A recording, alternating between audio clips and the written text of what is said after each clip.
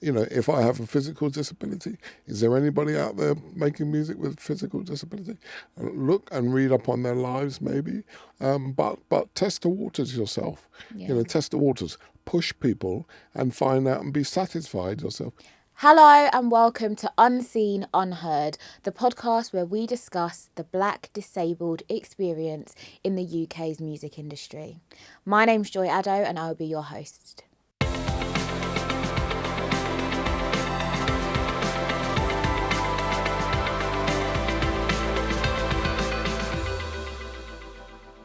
Today I am joined by a very special guest. He's a very talented musician and we have very similar surnames. Welcome to the studio, Dr. Clarence Addo. Thank you. It's my pleasure to be here. Thank you for joining me. Clarence, please answer this question as honestly as you can, Okay. because I genuinely do care. How are you feeling today? I'm feeling pretty good. I thought I'd be a lot tired, but I had a little rest on the train and a fresh walk up from the station, well, in my wheelchair. But so I'm okay. Yeah, because you've come from Newcastle, haven't you? Newcastle upon Tyne, that's Yeah. a long way, but it's a good journey. Yeah. Well, thank you for agreeing to do this. You know that this podcast has come off the back of the Unseen Unheard report that Black Lives in Music and Attitude is Everything has put out, because we wanted to speak to people about their lived experiences being in the industry. Now, I mentioned there at the beginning that you are a musician, but for anybody listening or watching this who may not know who you are or what you do, can you tell us about your career so far? How did you get into music? Why did you get into music? And what you're doing now? Okay, well, there's a few questions there. Yeah. Basically, Sorry, that's a few questions rolled into one. No, that's right. No, got my brain waking up.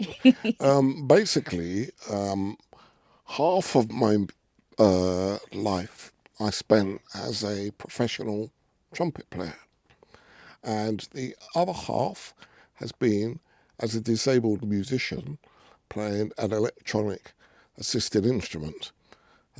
So I was born in this country. My parents were from Ghana, West Africa, and my father and mother were over in this country for 10 years. My father wanted to better his knowledge on agricultural engineering, and during that time, a brother, myself, and a brother and two sisters were born in London, and when it was time to go back to Ghana as young children, there was a military coup going on. And my father went ahead and he said, "Don't come back to Ghana at the moment because you'll never get back to England. Having a British passport would be good for our schooling." So we stayed in England for a short while. And of course, when the military coup was finally over, we were so accustomed to English living that it felt very strange to us to be told, "Come on, you can go home now," to a place where we've never been. Yeah. But we grew up with foster parents. They were English, and they took us to church from a very early age. In the church, which was the Salvation Army, they had like a brass band and a choir, and they were very much into music. They had a junior band and a junior singing group. And so from the age of 6, somebody put a cornet, like a trumpet, in my hand and started to teach me how to blow this thing. So that was great fun. It was all, I'm playing in church every day from a young age. I then went to school and was interested in trumpet. I didn't play much in our school orchestra. There was only about 5 of them, and they didn't sound very good. And I didn't think it was going to be good for my street cred to play with them. But I practiced actually on my own and with friends, and eventually applied to the Royal College of Music in London. Went there and studied for 4.5, 5 years. They're based mainly with classical music.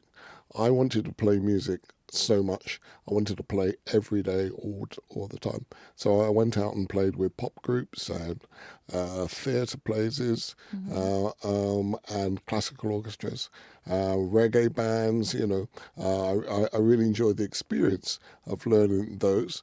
And then leaving music college, I became a professional trumpet player.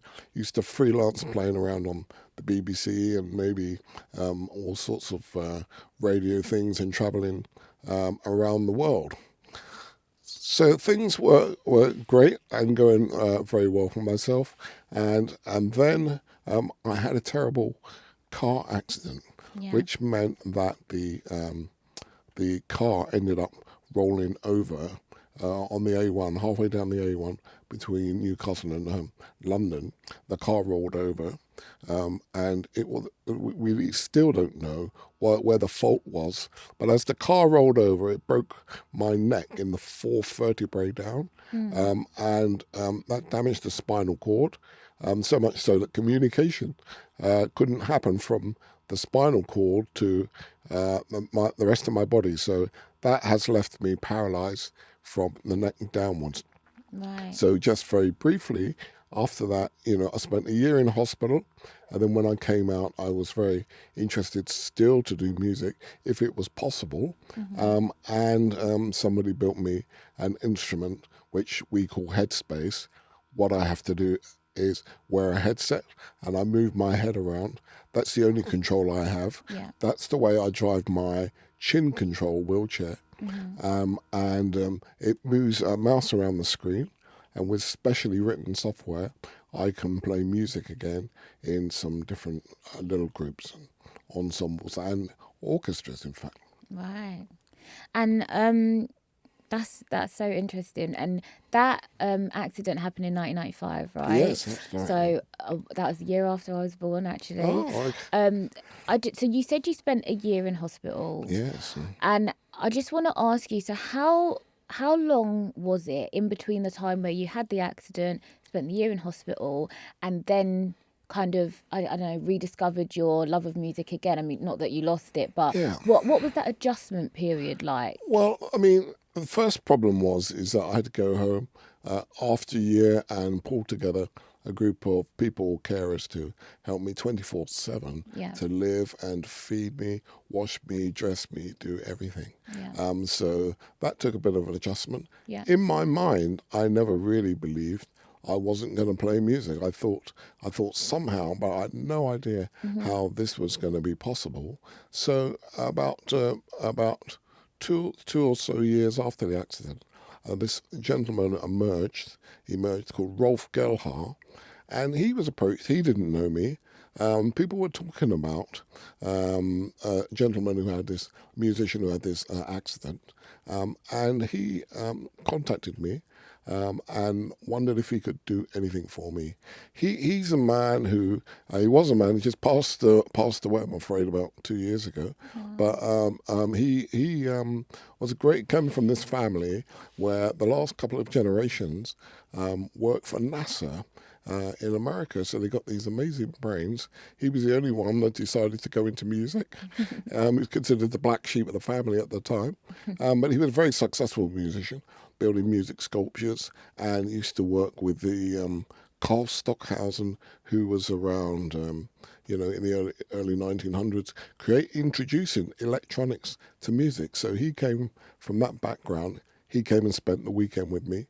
Said, "What movement do you have, Clarence?" I said, "Well, very little. I could just move my head or my nose 1 inch either side, and so that's all I have." So we concentrated on building this headset. So altogether, it's probably about 2.5 years. And so learning something like this instrument was a big thing. I had to spend ages and ages and ages trying to play it and concentrate. At first, I thought I could play all the flashy trumpet pieces I used to be able to play. And then I realized I couldn't on this instrument. And so for a couple of weeks, I gave myself a hard time, thinking that I was useless and, not very good at many things. But then I realized that, all the different instruments in the orchestra play different things. You can't get a trombone that plays like a violin. And so my instrument was a new introduction for me and also into the world. And when the people that I play music with now, I have to maybe show them what it's capable of, what it could do. Yeah. And do you know, are there many other people that use this instrument as well? Or is it just... Well, that's a very interesting conversation because it was the only one in the world. Okay. And several years ago, with two other friends, we sort of thought it would be great if there are other people in my situation, young people especially, who are told there's no way they could play anything. We designed an instrument that is a simpler version to my instrument, and introduced it to special needs schools. And so now we got this project together called Open Orchestra, where we're in about over 55 schools who have a little orchestra going, and often in this group is this electronic instrument. We're working on it again to make another version, and slowly these young people are getting very adept to this instrument and wanting it to do more and more. So we're still working to make it even more sophisticated. Wow. And you spoke there a little bit about how you felt kind of adjusting to using the electronic headspace. Yes. How have the orchestras that you've been working with, how did they react to it? Has everyone been like welcoming and open, or was there a bit of an adjustment period there as well? I'm still banging on doors, Okay. but fortunately, I had quite a few friends who knew me and gave me a chance. So we started off with a quartet of people playing conventional instruments, and I would join them with my electronic instrument, and would play, and slowly people got to hear what this instrument could do. Every ensemble I play with, I probably play in about 7 or 8 different groups, and people are. Every time in rehearsals we discover something. Sometimes I say, "Oh, I could do this, or I could do this background sound. I could do this spacey sound or earthy sound."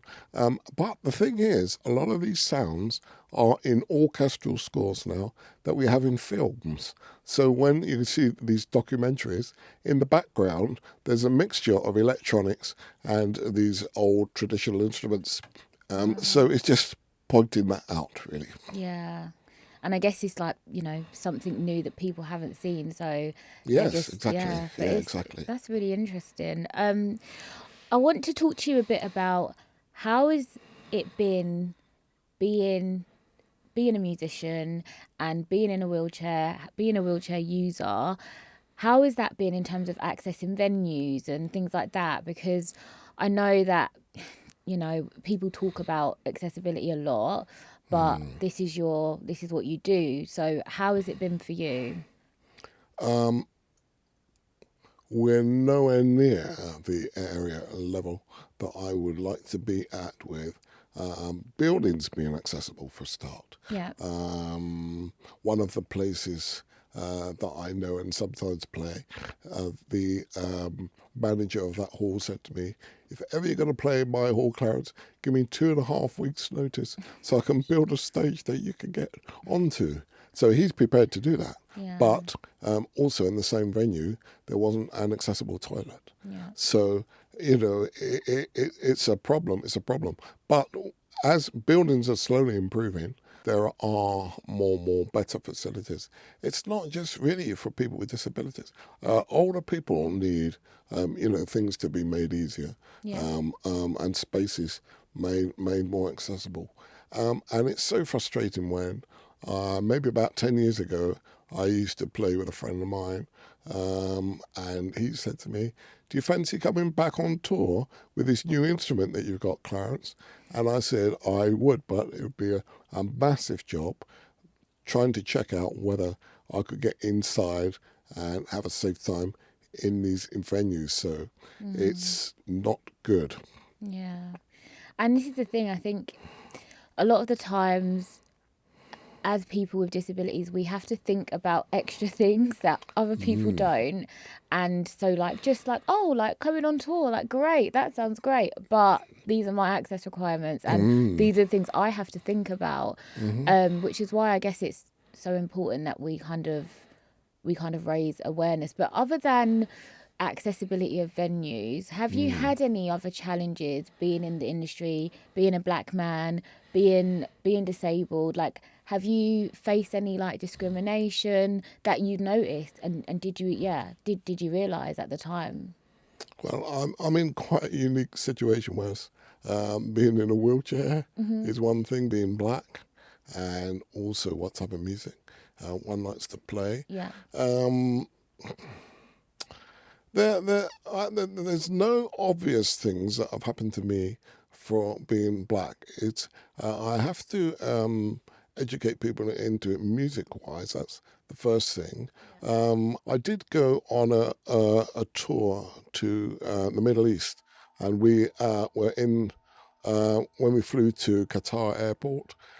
This bus that came to transfer myself and other people in wheelchairs, and we got on the bus, and where the three wheelchairs were clamped in the middle of the bus, there was no view out of the windows. Other people had higher up seats and could see out the window. So I said to the bus driver, you put me in this position here.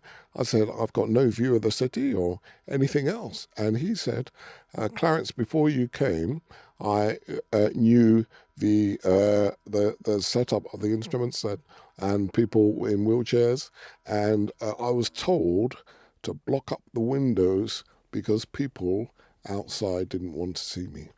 Wow. I know. It's real hard hitting. Yeah. And the thing is, we went to that country, which was Qatar, because actually they wanted to learn and be educated. To be fair, because they had the World Cup coming up, and they knew there was lots of things to learn. And although we do find that hard hitting, many years ago, it was quite tough here in England. Not that I was around then, but people weren't seen on the streets. This is a gradual thing.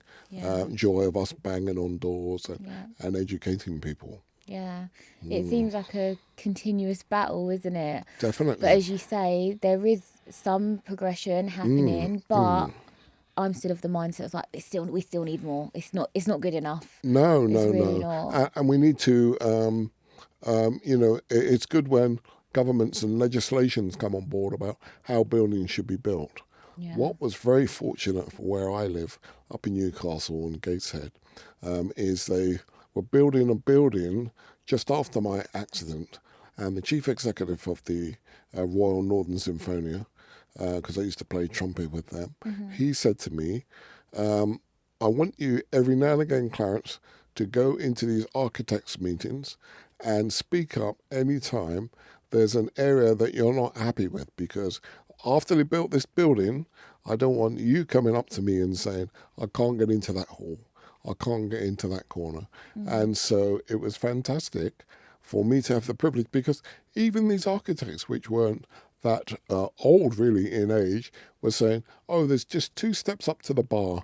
And I would say, hold on a minute. Just did you say 2 great. steps? I said, that's no good. And so you had to point out all the very important things. And then we realised the wisdom of Gateshead was that there were other special needs that people had. So we had a little group of about 5 or 6. And we all used to shout our corner, and it's made a big difference. I think when you speak to people that have needs, they are the better ones to identify and explain and describe what they need. It makes sense, but do you ever feel like it's a bit tiring or like taxing on you to like have to keep thinking about access all the time? Yes, it can be, and you can't believe the mistakes that people make. They book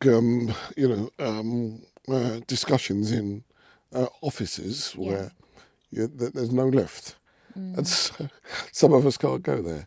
And I had to speak around the county about accessible toilets. And 2 venues that I spoke at, the disabled toilets were out of order. And they're saying to me, oh, well, the nearest toilet you can go to is a quarter of a mile down the street. That's not acceptable. Yeah. How many people would ever leave their house if they had to go a quarter of a mile down the street to go to the toilet? And so these are really basic essentials, and you can't believe that these things happen. Yeah. So, Clarence, I wanted to speak to you a little bit about. I was reading on your website, and you mentioned it earlier as well that you went to church, and so obviously you like to inspire people. Do you feel like your faith has helped you kind of be as determined and resilient as you have been, and kind of like, I love the way you just like, you had your accident and then like 2 years later you was like, well, I still want to play music. A lot of people wouldn't do that, and like, you know, people feel defeated. So do you feel like your faith played a big part in that? My faith did play a big part in it. It came afterwards. I mean, being traveling around the world and having a great time, and then in 1 minute being catapulted into the disabled world, and I ended up in a hospital where people would shout at me as if I was silly.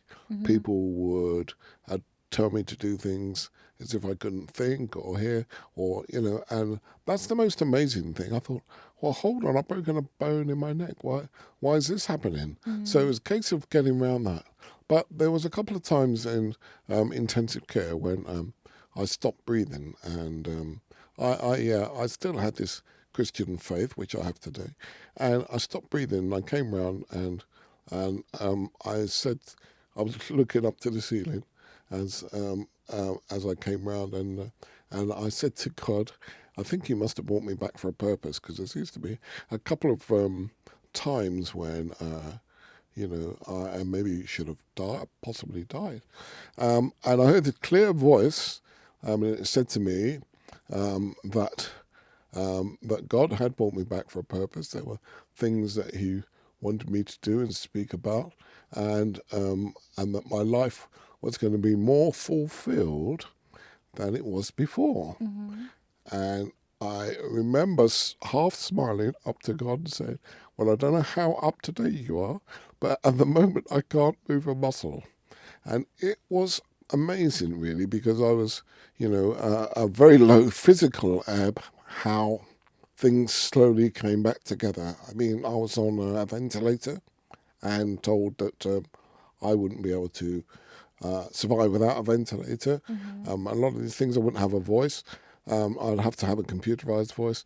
And so from that moment, I felt this very strange peace all over my body. And that was bizarre because I had no feeling of anything. And I felt this very strange peace. And from that moment, that's put a bit of a smile on my face, that I knew I wasn't going to be alone.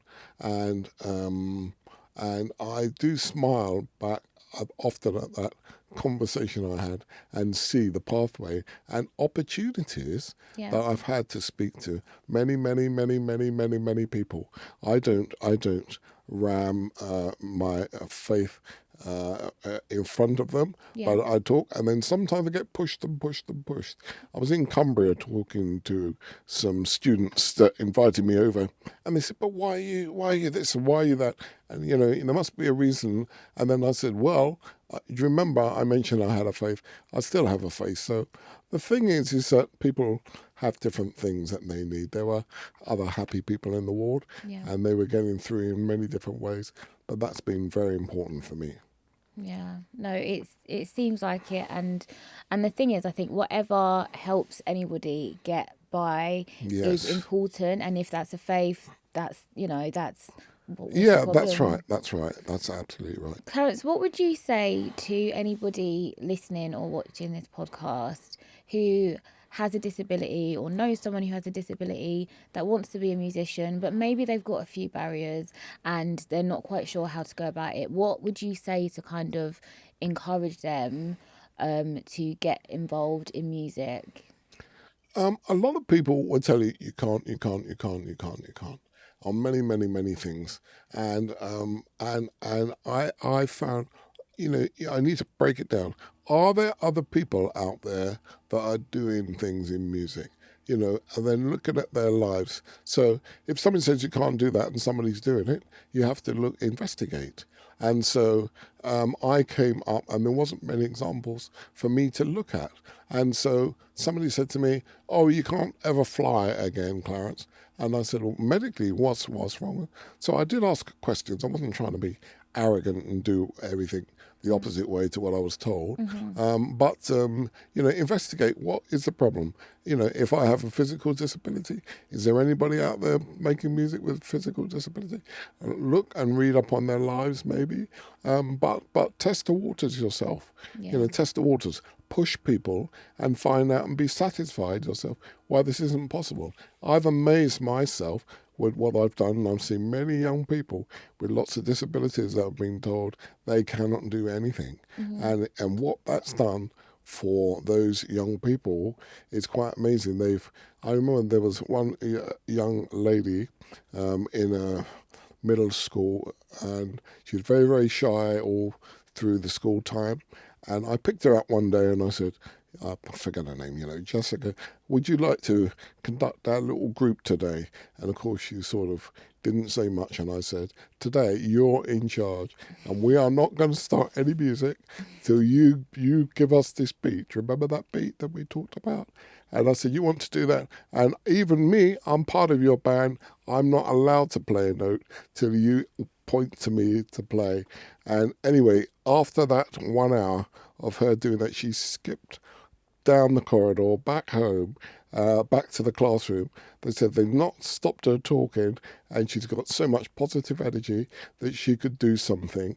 And we did a little concert, and she was conducted in one of those, and her parents and the family have so much respect for her now as a person. It's changed all that relationship, and so for her, more things are possible.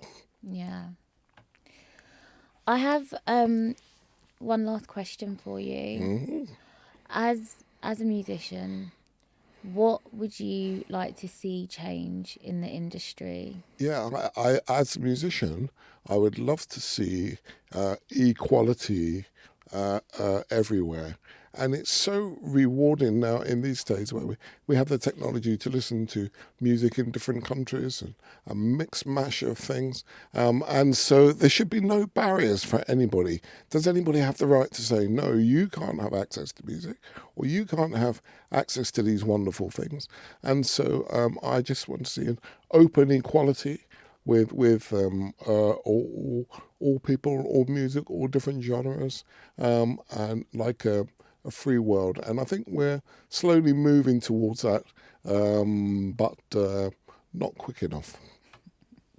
100%. I agree. I think, yeah, we are all entitled to have access to music, and I think you're paving the way, really. You're showing us that we can do whatever we put our minds to. Dr. Clarence, thank you so much for joining me today in the studio. Really enjoyed this conversation. Yeah, me too. Thank you for inviting me. No problem. Thank you for listening to this episode of Unseen Unheard. If you would like more information on the report, please go to the Attitude is Everything's website or the Black Lives in Music's website, where you can read the whole report and find out more.